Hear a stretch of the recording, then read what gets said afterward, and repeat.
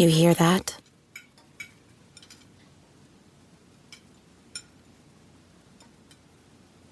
That's the awkward silence of a family dinner after you just got caught vaping. Most vapes contain high levels of nicotine and disappointment. Brought to you by The Real Cost and the FDA.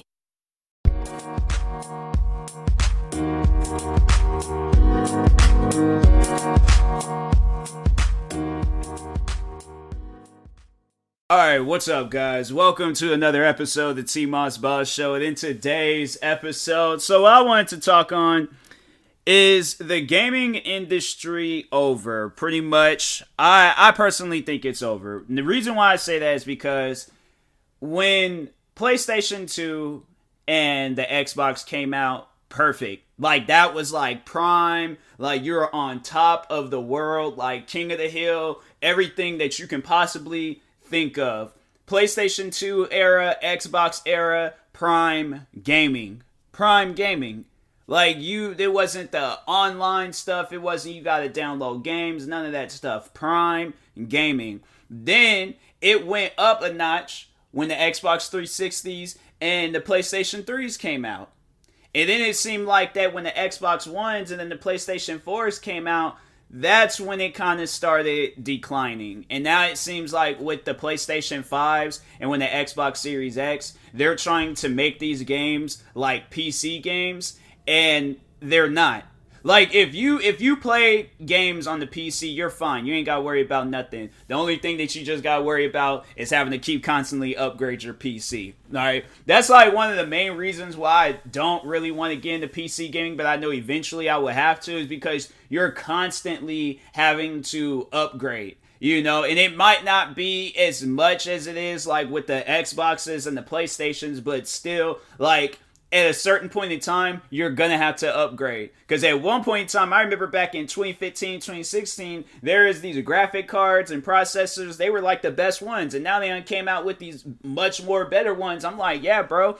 This stuff, it's, you know, it obviously, yes, it's advancing. But I feel like the one thing that is not advancing are the video games. Like, obviously, the companies that are making the PCs, obviously, the companies that are making the Xboxes and the PlayStations, they're trying to come out with products. Because imagine if game developers were behind the Xboxes and the PlayStations and the PCs. This stuff, like, literally will cause house fires. I'm saying, like, if you got something that's constantly crashing, breaking, having to constantly get updated and all this other stuff. Like, if it would have been consoles, like if these game developers would have been focused on the consoles, I'm telling you, it would have been, bro. There have been so many stories. It just been like how it was years ago when there probably were some game developers that were trying to do that. But remember when them Samsung Galaxy phones was blowing up in people's pockets? Remember that that trend that was going on, bro?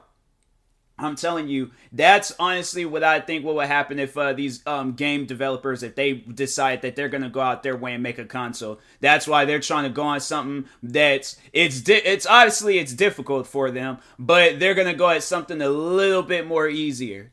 You know, because, yeah, these companies, these game developers, they make games last for a year and that's it. Now, there are some games that make it through the cuts, and that's more so like them, like PlayStation exclusive games.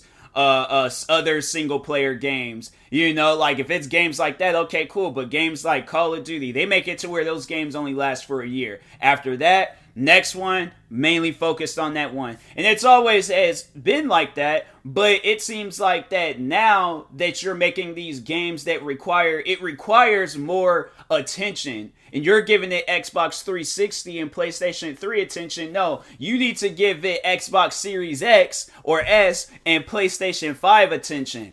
Now, you guys definitely was slowing down on the Xbox Ones and PlayStation 4s, but it's like, no, you guys need to speed it up. Y'all need to focus on these games more, because when you're just sitting there letting these games, that's when the hackers start rolling in.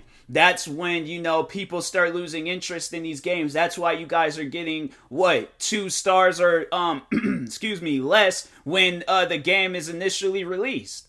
But and I'm saying, like, because my thing is this. When was the last time NBA 2K got good ratings? When was the last time Madden got good ratings? When was the last time what is another game? Call of Duty got good ratings. The people behind Battlefield, that's when it hit me when I'm like, bruh, it's not these companies releasing a game every single year. No, they're not taking the time to work on these games. I'm saying like, okay, Activision, you guys got Call of Duty Vanguard out now. Just work on that. Just focus on that. Because no, here's what I want to bring to people's attention. Now, there's this game, a war game called War Thunder. Excuse me. That game's been out for years. That game's been out for a long time. I remember playing that game when I very first got into PC gaming. That was like back in like 2014, 2015. So that game's been out for a while. And it's still getting plays till this day. People still play that game till this day. Why? Because it's free. Yeah, you gotta pay for the cosmetics and the planes and all that other, but you can play the game and overall earn that stuff. If you just gotta grind, and that's the thing with a lot of those games. There's a lot of grinding, but that's the thing. Gameplay, it is fun.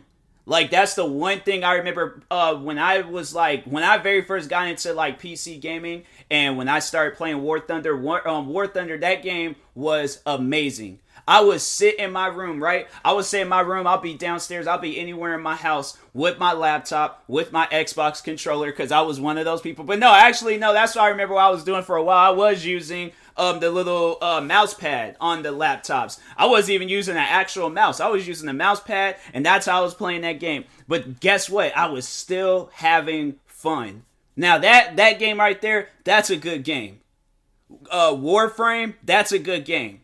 Well, I don't like the fact that you can't really. Well, I think if you grind and you gotta play it light, because that game, you're gonna have to grind in that game. Like that, I can't remember where I heard that at, but they say it'll take you forever. Like no, literally, it'll take you forever to grind in that game, beat every level, all that other extra stuff. Let me actually look it up real quick to see how long it will take. How long will it take to beat Warframe?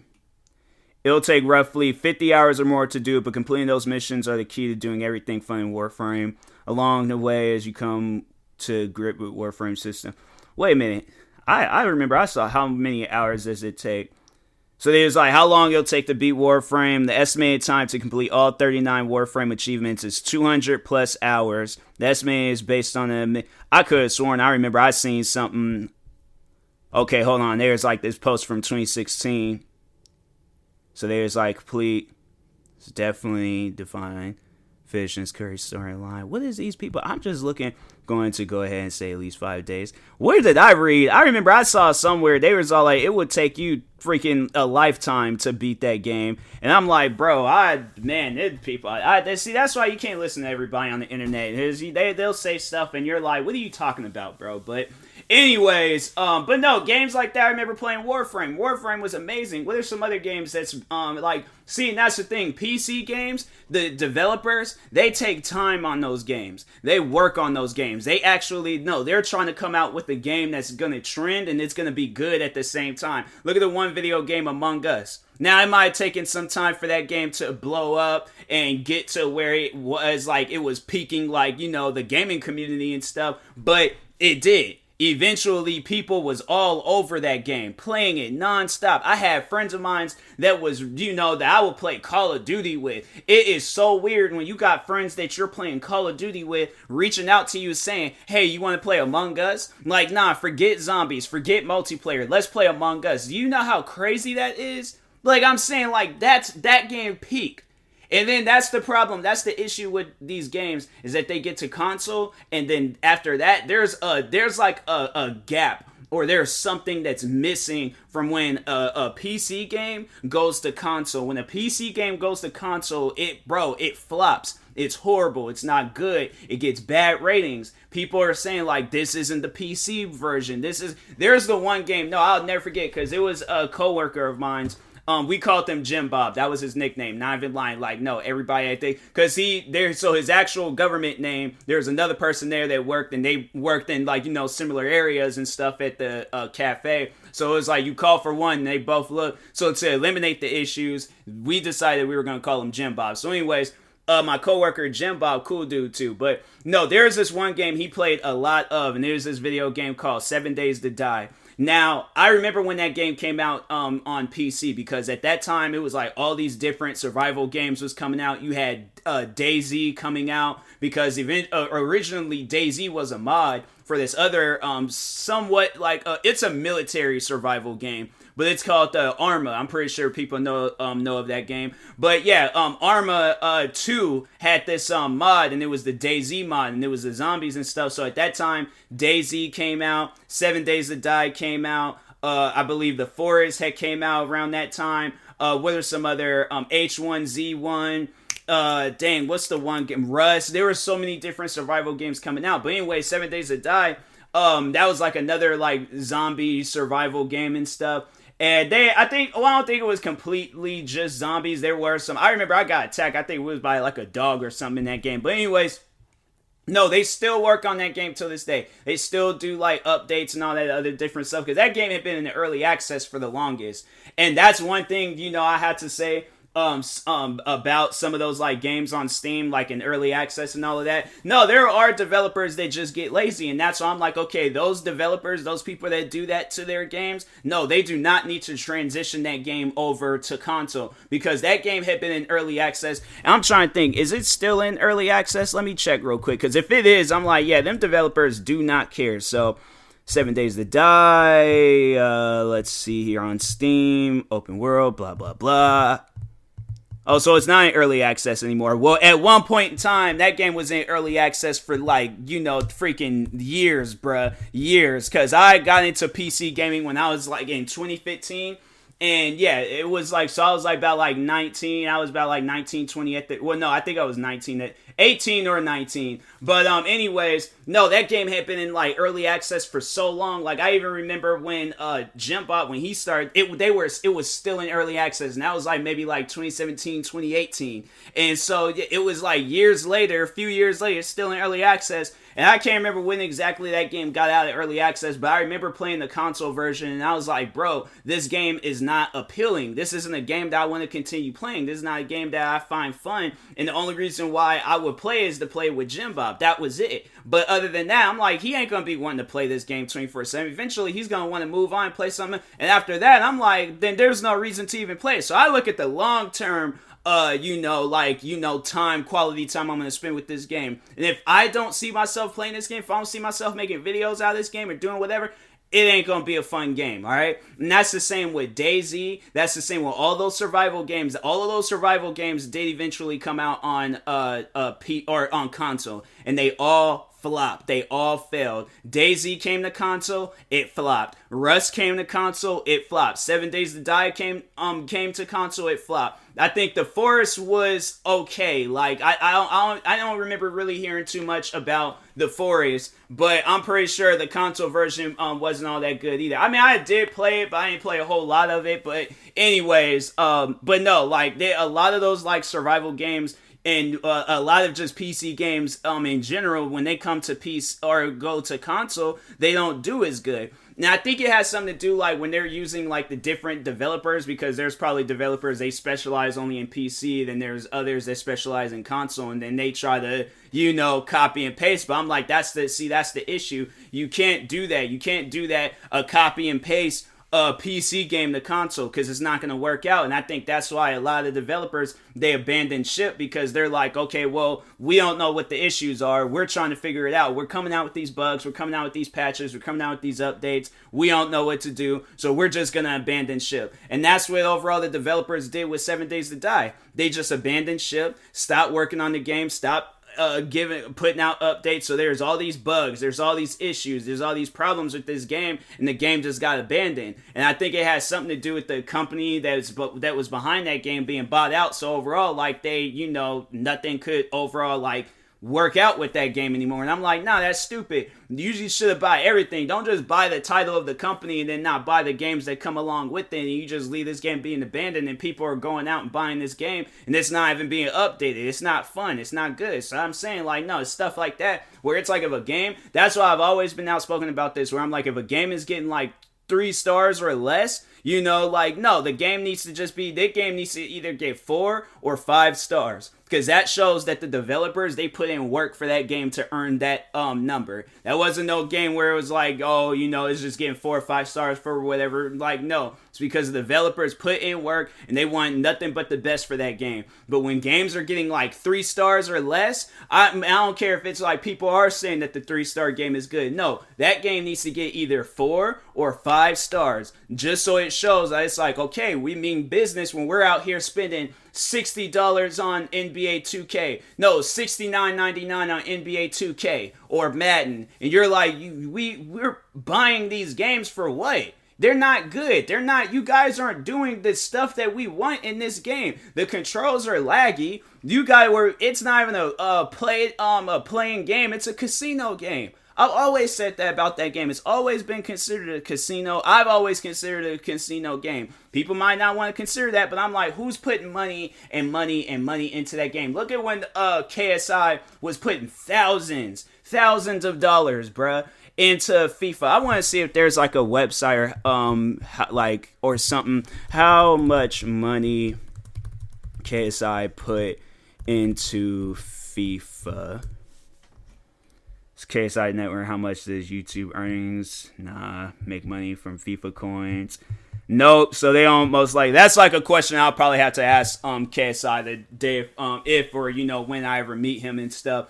But no, that's gonna be. I'm gonna make sure of it that I ask him that question. Like, how much money would you say that you put into FIFA? Because I remember there was a time where he said he put $1,000 into that game, and him doing that video and him saying how much money he put into that game. Guess how many? And this man has millions. Even at the time when he put that video out, bro had millions of subscribers.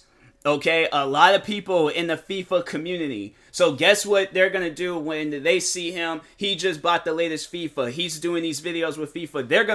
People are going to want to play that game. So they end up playing that game, but then they're putting money into it. That's why those companies do so well. They're not doing well because of gameplay. That's why these companies are releasing the same games every year. They might do some video where we're bragging about, oh yeah, we got them in these suits now where they're, it's more advanced and it's all this other stuff. You guys was probably doing that long before, if not, was probably doing something similar to it, and then now you want to promote it and stuff and all these, but eventually it's going to get to a point in time where it's like, okay, we don't care about that. What new things are you adding to the game? What are you doing to make this game funner? But if not, that's why I'm saying, at the end of the day, the gaming industry is dead. There are some games that make it out the cut. There are some games that's good. Then there's some games where people just get addicted to playing it because, that's just what they overall like. But there's a lot of games in this industry that is just bringing down the gaming industry. And gaming is just not, it's not fun anymore. Bro, I sat there and I've thought about, being a Twitch streamer and stuff. Because, mostly you see on Twitch is, people playing games and stuff. I've been on there and I'm like, fam, I really, at the end of the day, I should just go and just find a bunch of different things to do and just do some IRL streams. Because I'm saying, bro, it's or figure out some other things to do. Because I'm like, bro, playing games where I'm having to keep constantly, because that's my thing is I haven't sat down and just been able to just focus on one game. When I do, the more I feel like I play a game, the more I focus on the issues wrong with the game, where there's playing the Division 2 and I'm like, my character can't hide behind a wall in time, or playing NBA 2K, my character can't jump up to block a shot in time because the controls want to be all delayed and things. Now, I did have a good time playing Madden.